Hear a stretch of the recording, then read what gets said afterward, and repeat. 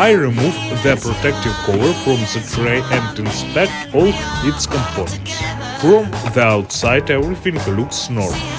Considering that the dishwasher makes an unusual noise, I checked all the components that can move: the drain pump, the circulation pump and the water distributor between the upper and lower baskets. Gotcha. Having removed the plastic cover of the circulation pump, I discovered an unusual picture. In the impeller of the pump, I found a metal screw and a spring. Fortunately, the impeller and the pump are not damaged. I remove 4-inch object and assemble the pump. Lift the dishwasher vertically and without building it into the furniture, start the washing cycle. Success!